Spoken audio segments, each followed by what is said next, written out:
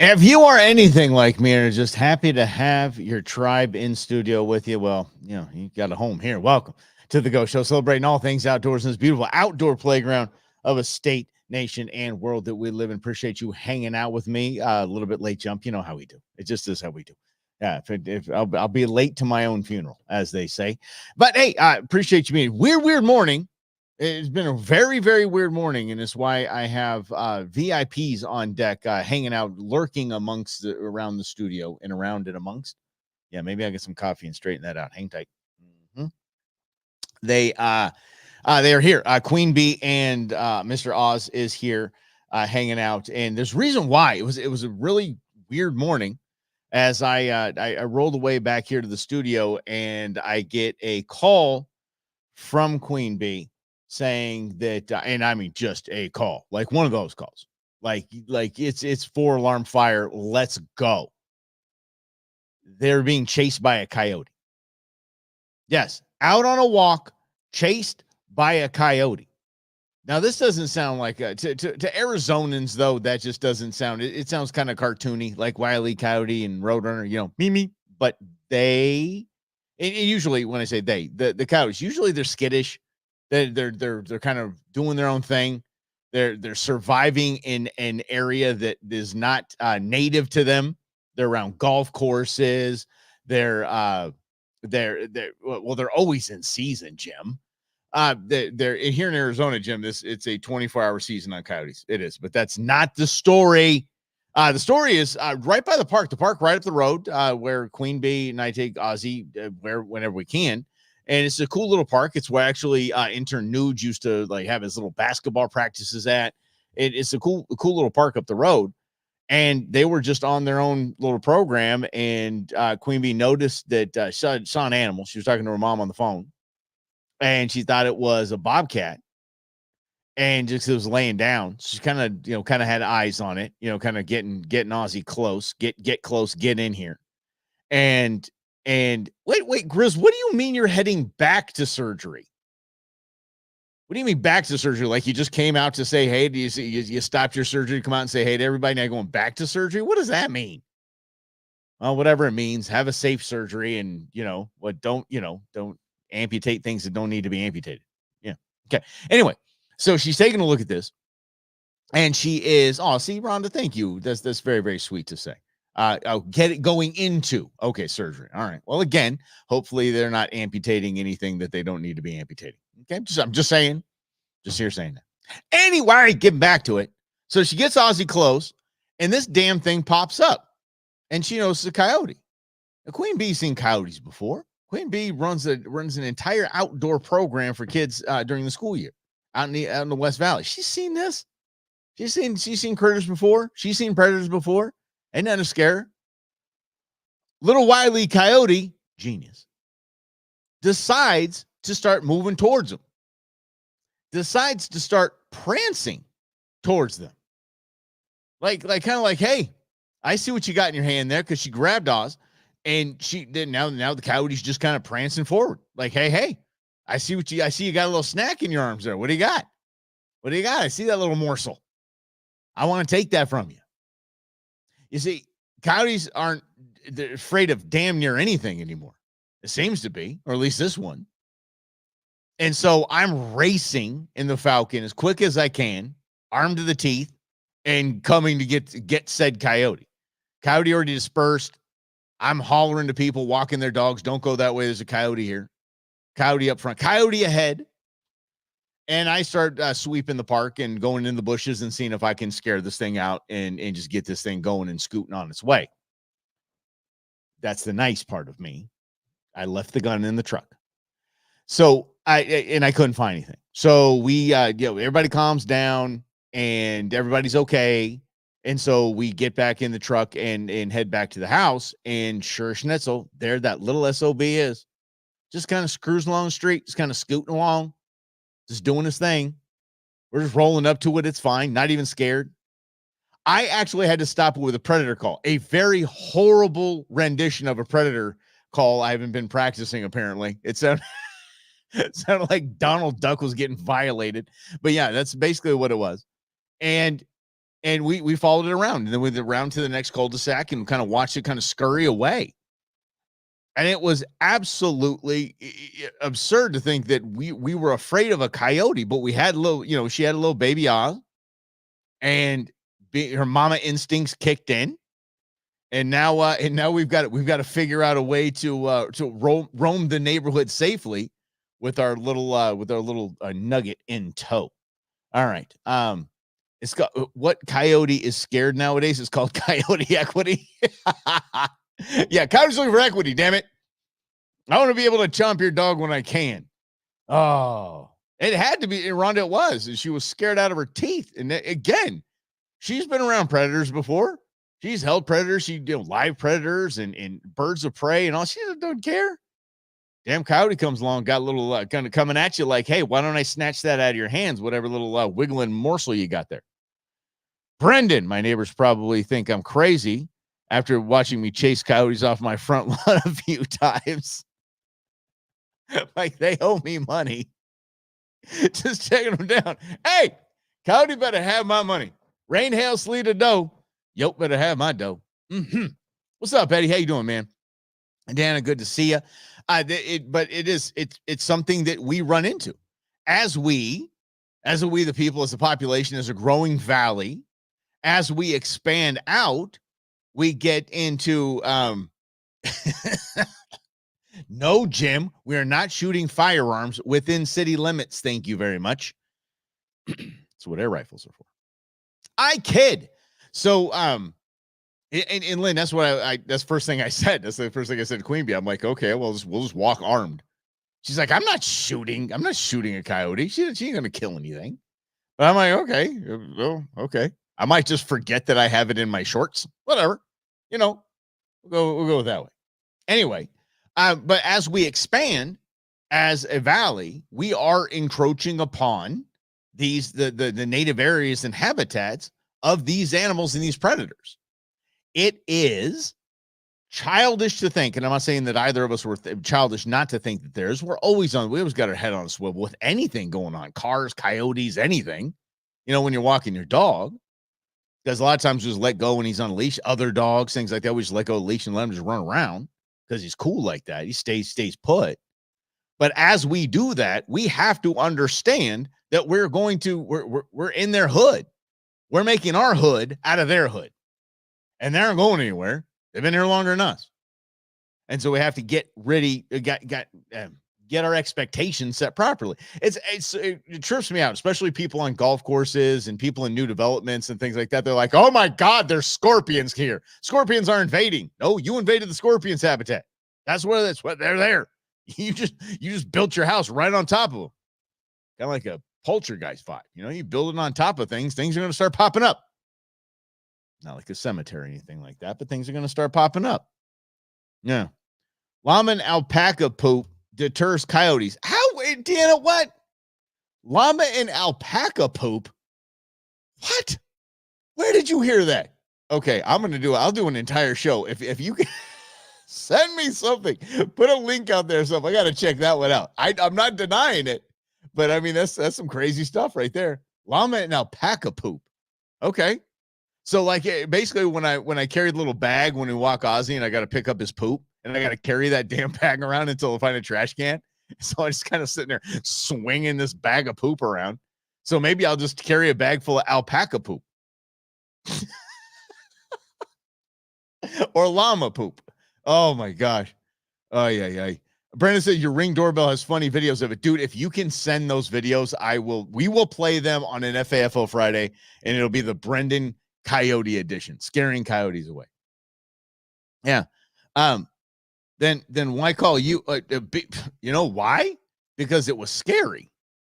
Lynn, could you imagine? You're out walking your dog, and by the way, when I say that Queen Bee is the expert at this, and she's seen this all the time, it doesn't mean that you don't respect a predator and what a predator is going to do, especially when a predator is coming towards you. You call the cavalry in, is what you do. Yeah. You had llamas. And they didn't come near my place until the llamas were gone. Really? Huh. And so you basically demise that the demise? Okay. You figured out, summarized, there we have it, that the poop was keeping the coyotes at bay. Mm, mm. A Paco alpaca. That's it. I mean, that's what all the new homes should have way out west in the new subdivisions and stuff. It comes with your own alpaca. Comes with a llama. Buy today comes with a llama. Why do I need a llama? Keep the coyotes out. Oh, okay, fine. Or that's a hell of a business. You know, people like try to get rid of scorpions and things like that. Just go sell alpaca poop. There you go. Keep the coyotes out of your yard. Put these right in your front garden. Put these in your back garden. There you go.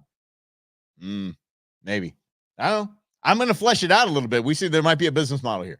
If I figure that out, Deanna, if I'm telling you, if I figure that out, we're going to go with that. That is too funny. But Brendan, I'm not going to let you off the hook about sending those videos.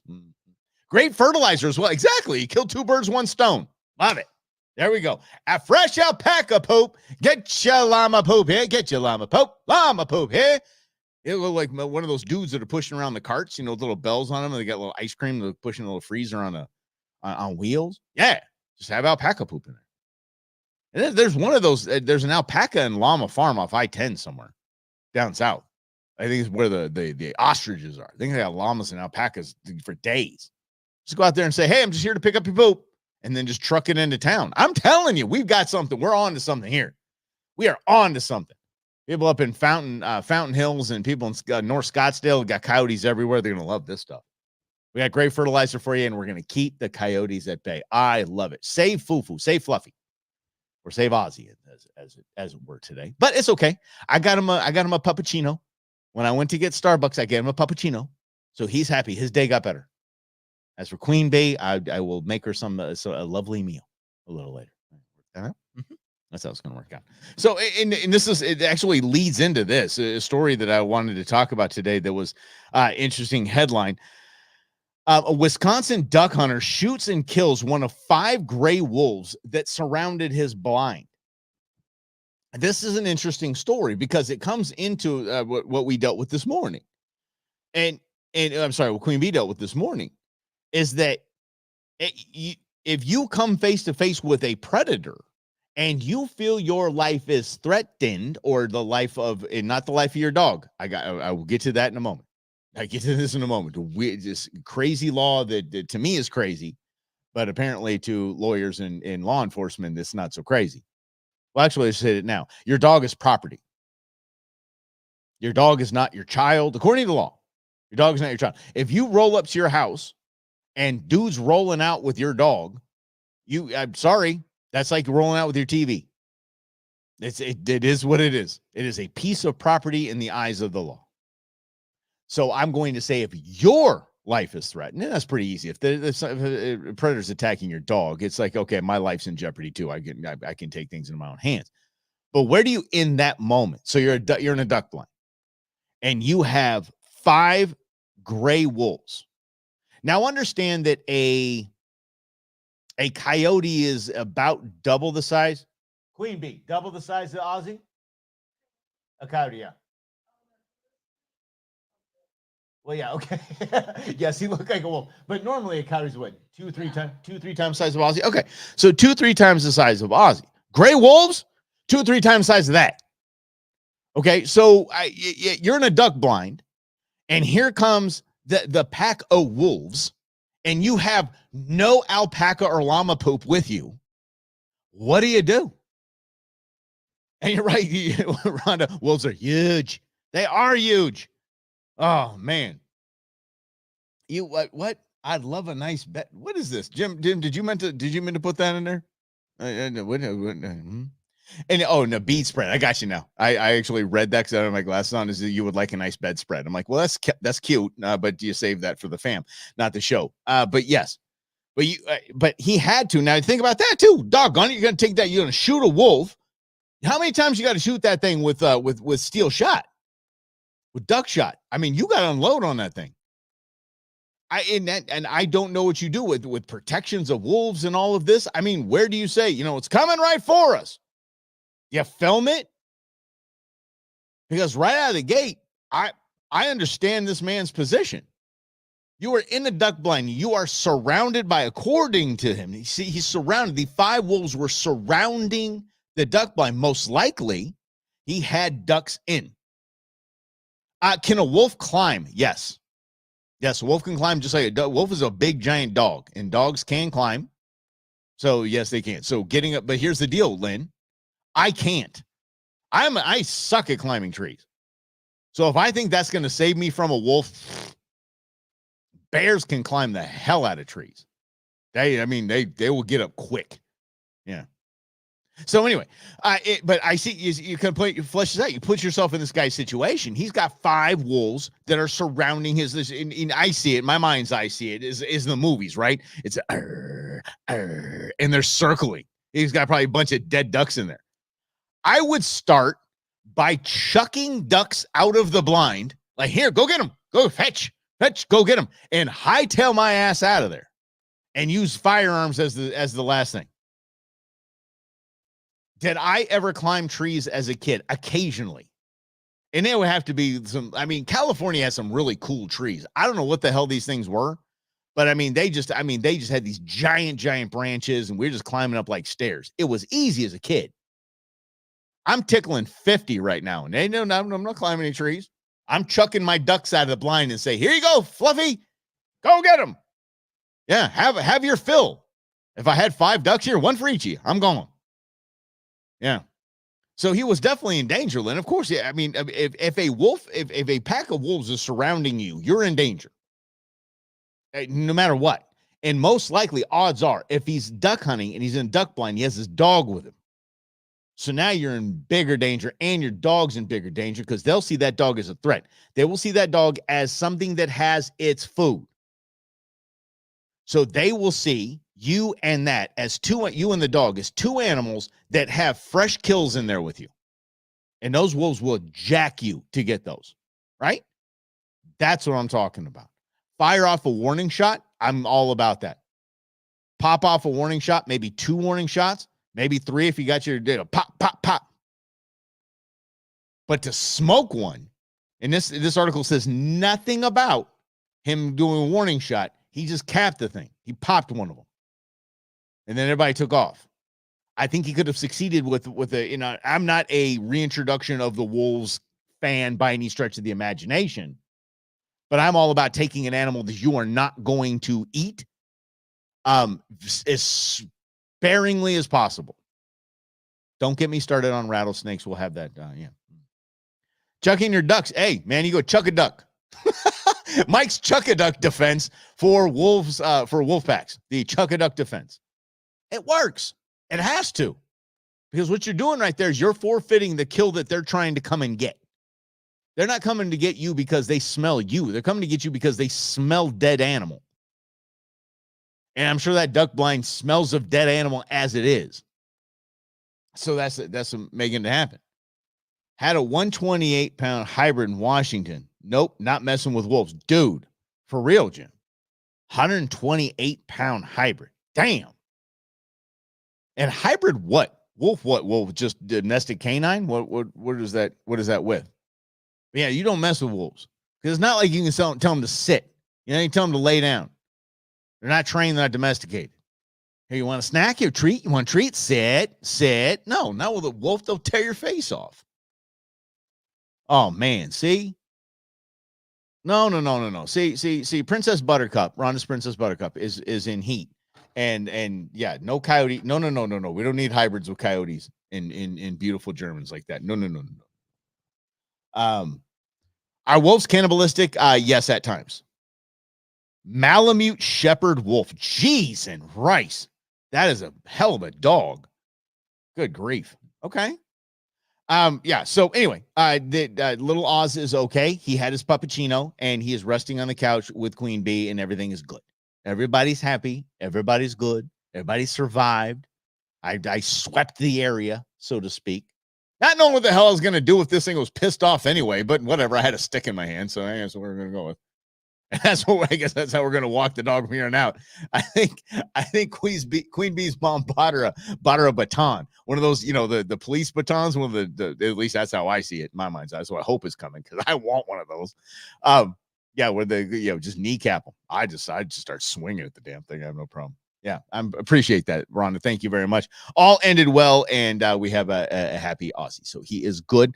And in this hunter, again, it's those situations where you see people say, "Oh, I took a mountain lion, I took a bear, I took a whatever, a chupacabra, whatever they think their life is in danger when they shoot it." But whether the life was in danger or whether they were just doing what they do, they're just this. You know what? I'm a jerk that's going to go kill something like that and just say my life was in jeopardy. And so I always think that way. By the way, when I hear stories like this, I really, because you shot the wolf, you didn't shoot over the wolf, you didn't take warning shots, you didn't chuck your harvest out to give it to them, you just shot a wolf. I think the dude wanted to shoot a wolf. That's my opinion. He's going to go with that, but there's no other details. He said his life was in jeopardy. Then there you go. You have to take it. It's just one of those things, right? Onto a more, I think an interesting story, and this kind of goes into the theme of today, which is what the hell would you do? And we now know what at least I would do: the chuck a duck defense in a duck blind. We know that now. But what would you do in this instance? There was a New York angler, Dante Periano, whatever. Okay, I don't know. It's some Italian name.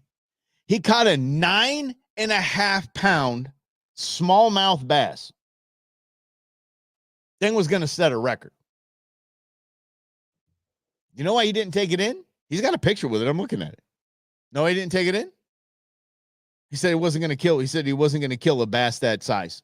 He said it was possible state record, but I just let the thing go. I took my pictures with it and I just let it go. I wasn't going to risk taking it in a weigh-in. I was going to risk this thing dying. This thing is the biggest smallmouth I've ever seen. And I'm looking at it right now. It is literally the biggest smallmouth I've ever seen. I mean, smallmouth are maybe 1 pound, 2 pounds, 9.5 pounds. Good Lord. What would you do there? I mean, it's a hell of a kid. I mean, I think it's pretty damn cool that he would think conservation, he would have a conservation mindset. And it's not really the rap or the reputation that the tournament anglers or tournament hunters have. Not that we would have a hunting tournament here in Arizona. That would be illegal. But to have that conservation mindset, you know what? I actually want someone else to catch this when it's freaking 12 pounds, because this sucker got this big. It can get bigger. Let's make this thing a world record smallmouth bass instead of just a New York State record. But but me, no way. I'm telling you, I'm a conservationist to the nth degree. But I see this. This is going into weigh-in. I'm going to the record books. I'm in the Arizona State record smallmouth bass. That's Mike Russell, the Go Show, right there. Not kidding. And I just know to do with ABCs and me. I'm not saying this kid did anything wrong. This kid did actually the right thing. I'm saying, Star Wars fans out there, you'll know what I mean by this. If I had the Force, I'd be a Sith like that. I'd use it for bad. I wouldn't. All for me. Okay. No, you did not. Oh, as a kid. Okay. You better be kicking yourself for this one. Jim says, gave up an albino buck as a kid in northern Maine. Saw it 2 times the same area. Later, the 80s. Okay. It was killed. Okay. But do you look back on it, Jim, and go, damn it? Could have had that. Because Steve Clark from Arizona Elk Society sent Queen Bee and I the video of the, remember, I called it the albino elk. Hold on. Queen Bee, what was it called? Lucacious? Something like the Lucacious? Yeah, Lucacious elk. So it was Lucacious. I said I would have capped it in a minute. Somebody not happy about that. Don't care. I jacked that thing. That's coming to I am full mounting that sucker. Sorry. I have a tag for it. It's legal. Somebody going to get that. Yeah. And Jim said, yep. Sure did regret not taking that thing because you have the opportunity to. I mean, there's just a ton of things. We did it, just kind of backing up. If you remember the Slavo episode where he's talking about his archery hunt for pronghorn, he said, he got it last light, very, very last light. Wanted to get to it again. Wanted to make sure that the animal was properly dispatched. And he basically said we went into overtime. And so we talked about it for a while. We talked about the ethics behind that. We talk about, can you go past legal shooting light if you are doing the right thing and making sure that an animal isn't suffering any longer than need be? Are you doing the right thing? So looked into it. And by when I say we looked into it, I mean my legal team, Tequila Jim, looked into it and shot me a note and said that he said, absolutely, in the state of Arizona, in the state, I believe in surrounding states as well, it is perfectly legal to shoot past shooting light if you are tracking an animal. So this is the way to go. Mm-hmm. Okay. All right. Okay. You know something? I think that's an interesting question, Lynn. And I always love Lynn's perspective because he's new to this whole game. So I absolutely love his perspective on this. So to be honest, I wonder what chemicals the fish has in it. Being in New York, I'm wondering. It's a great question. And there's absolutely no reason not to question that. Like, where in the hell are we magically getting 10-pound smallmouth bass? And what the hell? You know, there's so many fish that have been tested lately for drugs. We got addict fish out there. We got addict sharks. They're testing positive for certain drugs that are getting into the system. That is a fair and honest question and something to look at. Like, it might have been another reason to take that in, and that's your trophy. Fine. Somebody got to look at this thing and say, how did this thing get to 10 pounds? Was it just eaten? Was it just in the right spot for its entire life? Was it born right? Did it win the genetic lottery? What was it? Or is it, it is in New York. It's not in San Francisco. Balco is nowhere near there. And Rhonda, I'm sorry about your D-backs. I truly am. I seriously am. I mean that sincerely. That is just, you throw up in 86, 87 game season and don't make the playoffs. That's the beauty of baseball, but damn. So sorry about that. Anyway, I'll be wearing my Dodger hat for the rest of October. Who am I kidding? When we get knocked out in the first round that we're there, yeah, I know. So I won't be wearing my hat long. I've been a fan for my entire life, so I do understand that. I love that, Brendan. Bass on the gas. That's right. It was a tough year. At least your pitching staff held together. Good gravy. The Dodgers are literally pulling people out of the stands going, can you throw a baseball? Just let me know. Can you throw a baseball? Let's go for it. Anyway, thank you all for hanging out. I do love when we have these kind of questions and these kind of discussions when things just pop in before the show, like Queen Bee and Aussie versus Wile E. Coyote. So genius, that is. So thanks for hanging out. Think the Padres will knock them out. Padres are going to knock the Dodgers out. Don't even put that into the universe, Rhonda.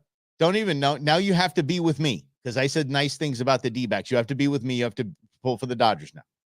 Because why would you pull for the Padres? Evil team, that is. Yeah. Okay. All right, we'll get to it all. Mañana, y'all. We play tomorrow. Chase will be here.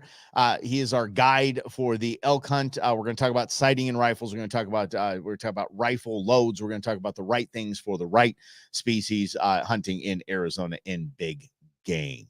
I know, Rhonda, but don't you put that? I know it's a question, but don't put it in the universe. Not even a question. Dodgers going to win. It's okay. Come with me. Happy host, happy shows. All right. We'll see you tomorrow at 11 right here on The Go Show, celebrating all things outdoors in this beautiful outdoor playground of a state, nation, and world that we live in. Have a great rest of your day, everybody.